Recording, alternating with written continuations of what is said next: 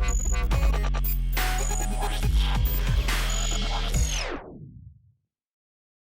name is Viktor Ianchak. I've been in the industry for 11 years. I hate when it is called IT industry. I believe it's tech industry.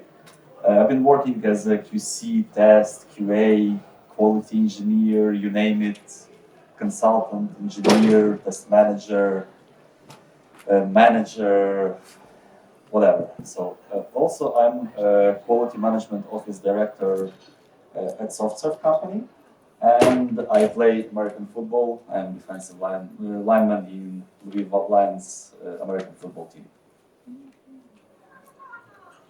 So my presentation is about what is digital transformation, why should we care, and what should we do having it in the mind. So let's start with why should we care about digital transformation at all? Because it's a trend, it's a hype. Everybody talks about it. My company does a lot of efforts to transform its business to meet digital transformation.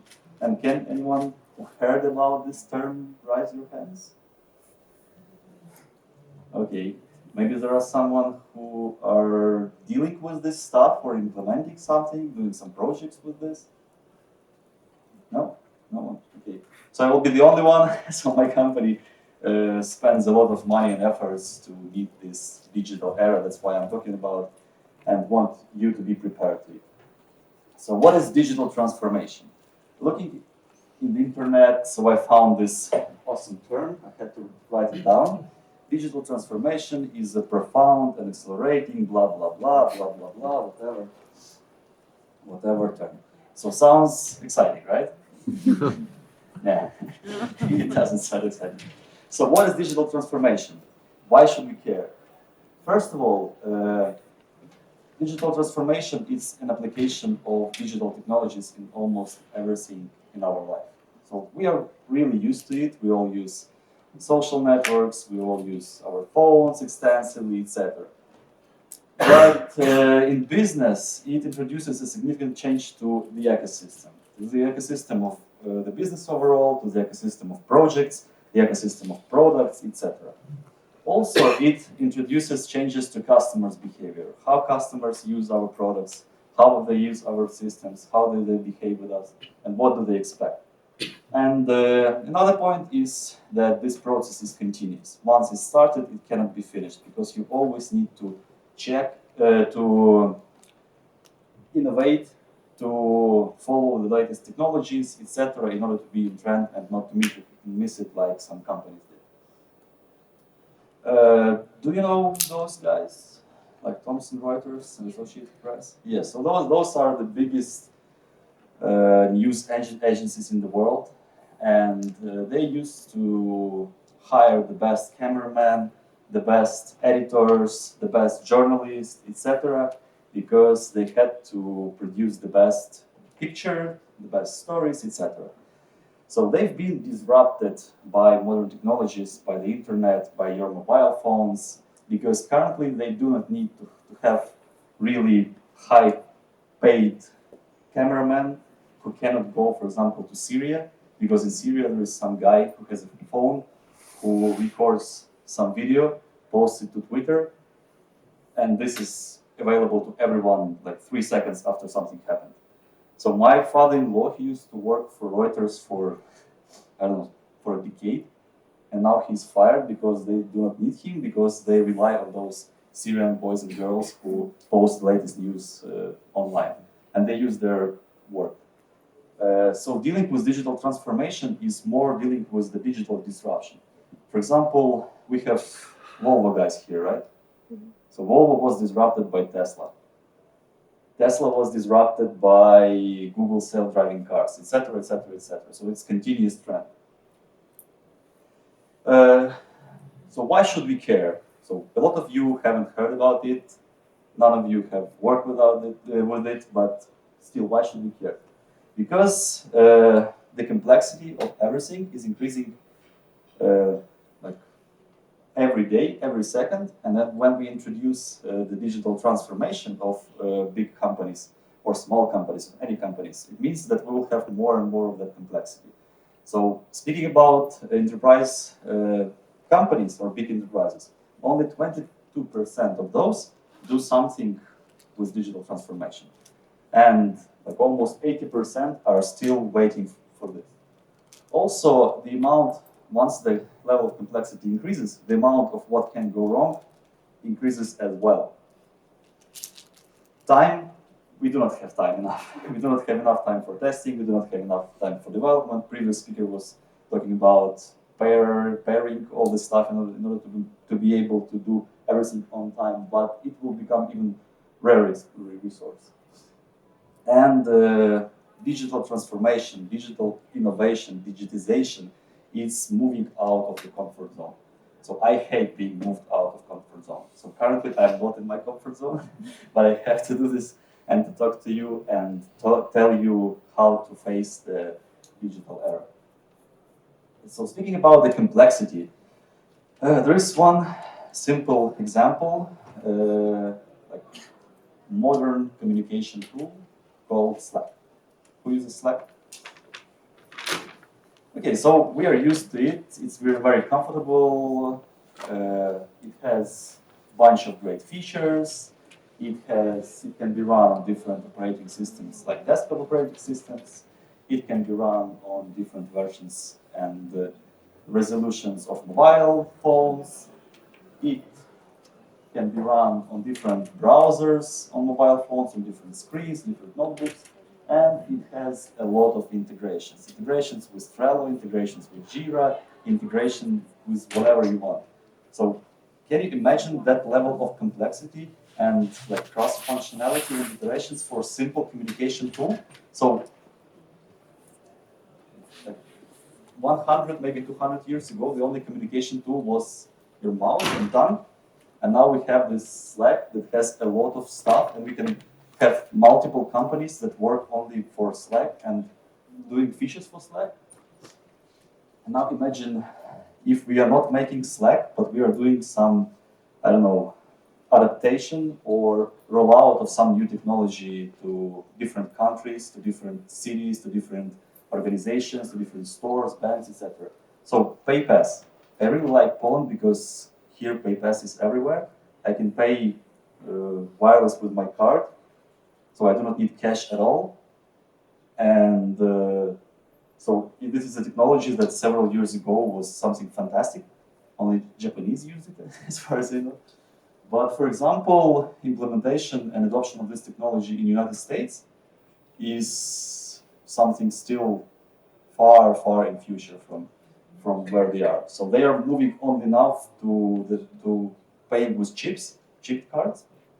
And also they still have to swipe all those cards every time, give a sign on the digital screen, etc. Because there are companies, they just cannot shift, update, like improve their operations to meet the digital disruptor. And that's why everybody buys online. Nobody wants to go to the big stores because they hate this swiping. I really hate it.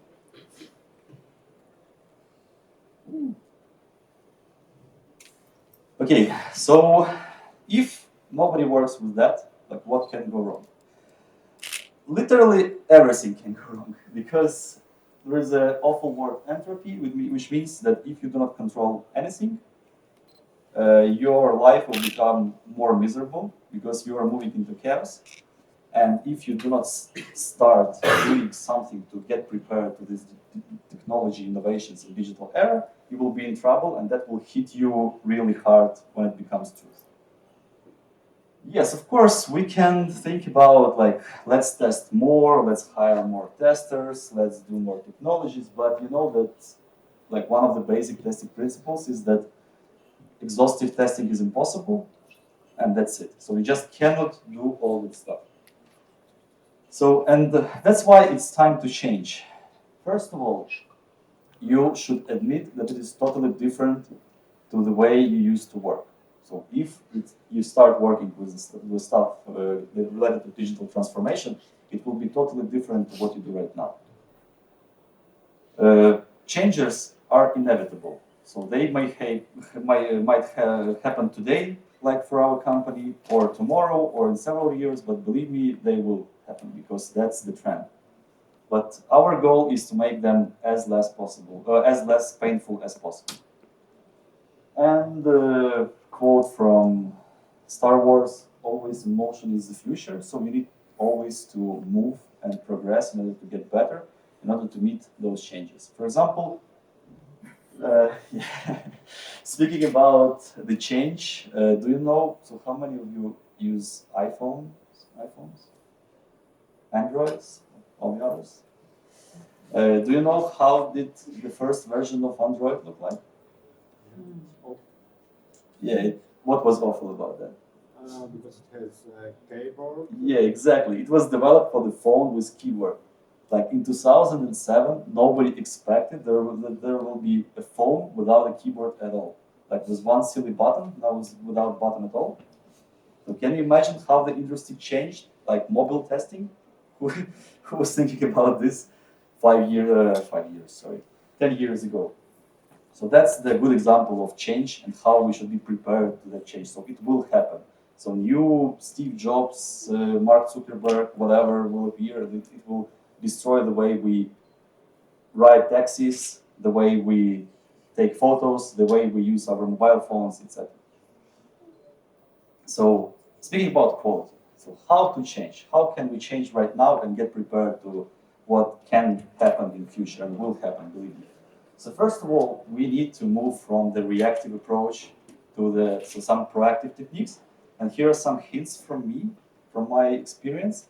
So first of all, for all your projects, you should understand what is the quality. What quality means for you, for your client, for your business, for your product. Because in the end of the day, quality is not the amount of defects, not the amount of test cases run, not the amount of test automation, but rather are we meeting business expectations or not? That's it. So we either meet them or not. We cannot have automation, we cannot have good testers, we can have a lot of bugs, but still we can meet business expectations. That's the reality. So you should understand what is the quality for you and what does it mean for your clients and for your customers. The second is you must understand, is it stable? So can you say that nothing significant will happen in the next 3 months? So can you do some kind of prediction? Finally, can you tell your sales guys that we are really good in testing? Again, sorry, I was talking about predictability. So stability. How good are we in what we do? Like, what is level of quality, whatever? Are we meeting expectations? Are we good at it right now? And whether we can predict that something happened in the future. Okay, so we will talk right now about what should we do about to approach the quality. What are some practical examples? How can we approach it? And the first is that we need to start with the self-check, self-analysis of our process, of our approach to quality. We should first analyze the existing process, like artifacts, approaches, people who are we working with, their skills. Then benchmark this against some industry standards. Are we really good at it? How our competitors do that, etc. Then we need to synchronize expectations. So in many cases, like I was doing a lot of QA consulting, and in many cases the main problem was not like the bad quality of application, but rather the difference between the expectations of clients and of our team. So we didn't know what does the client needed. What did he need? And for example, for new projects, in order to synchronize expectations, there is a really good practice, like experience design exercise. Anybody heard about that? Yeah, so it's another topic for another several hours, but that's one of the greatest tools to like synchronize expectations and meet the customer's need from the very beginning. You can read on the internet about it. So all of that should be done in order to avoid surprises. So everything we need to do is to avoid surprises and be able to predict what bad can happen to us in the future. So one of the techniques we can use is to use risk-based approach. So start thinking about possible risks, like what can go wrong, how can I predict what can go wrong and what will be my actions if it happens. So first we should identify the risks and gaps. So risks is something that might or may not or may occur, and problems or gaps is something that we have right now. So then we can create mitigation plan for every risk we found. So we are prepared and we can be ready to face that risk if it occurs. Then it's really important to track and review risks on a regular basis, because if we do not track them, if we do not care about them, then the whole exercise doesn't matter. And if you have that, you can build your testing strategy, you can organize your testing activities, you can change your process according to those risks. First example is how can we identify those risks. So the areas are, first of all, it's like poorly defined quality goals. Like I said, nobody understands why do we test. Because like finding bugs, that's it. Multiple authorities, common case. If you assign something to more than one person, nobody does it. And difference between project targets and estimates. So I work in mostly outsourcing companies, and we have nice sales guys who do not care about our estimates, and they usually sell us much cheaper than we need for, like if we are talking about fixed price projects. So all of that should be treated as a risk. And also every assumption. So if someone does assumption, if someone cannot tell you exactly what you want to hear, it means it's a risk because it will never happen. So if they assume that something happened, it will or it won't. Another point is track non-functional characteristics. I know that there are special teams like security, usability, performance guys who do this work, but what I want to say that if even like performance is not listed as a quality characteristic at your project, check it once, like at some point of time. Do that performance test, like run the JMeter and see if it's okay or not. Nothing special.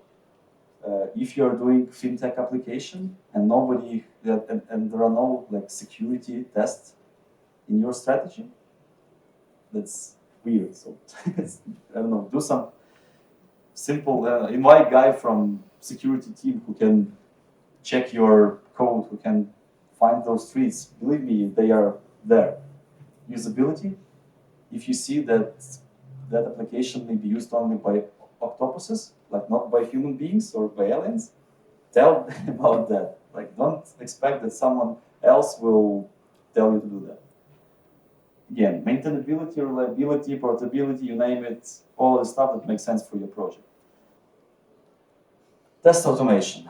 Another point, another trend, everybody loves it, everybody wants to do that, but it causes sometimes a lot of trouble, more troubles than profits, because you have to do it smart, in smart way. So what does it mean smart? It means that you apply it to the right area.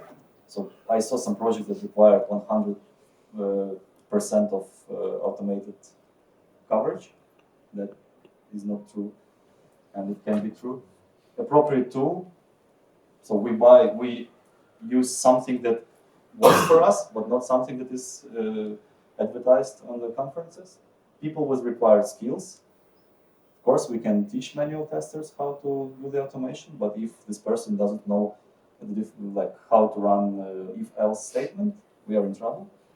And ROI understanding. A lot of automation is done because it's a trend, and we just have to do that, but nobody calculates whether there will be any return of investment. I personally was involved into 3 projects where automation was abandoned after several years with no profit, because we spent more time for tests maintenance than for than we had profit from them. The last example for today, how stupid may be test automation, or what is stupid request like. So we need Ruby on Rails, that is request from customer who couldn't start test automation for several years because they were looking for Ruby on Rails test automation engineers. So that's the dialogue, real dialogue. So we need Ruby on Rails test automation engineer. Our expert asks why, and the answer is because our code, not core code, is written in Ruby on Rails. We're like, okay, it's like Ruby on Rails application is web application that can be tested by Selenium plus anything. I'm like, yeah, really? I didn't know that. So we did this, we wrote like scripts in several months and everybody's happy. But that was the problem for several years. And the last point, and the last like tool that can be used is metrics. I know a lot of you hate metrics because you do not understand them, but it's really helpful sometimes to collect key numbers, to collect historic numbers, so they can be analyzed and used in the future. For example, to understand what are the trends, what is our velocity, what is the defects density, etc. So this data can be used for risk identification and for planning of all the stuff that you do. And the last slide for today is I want to say that don't wait the future to hit you hard. Like, be a part of it, try to chase it, try to learn new stuff. And if you have any questions, feel free to ask.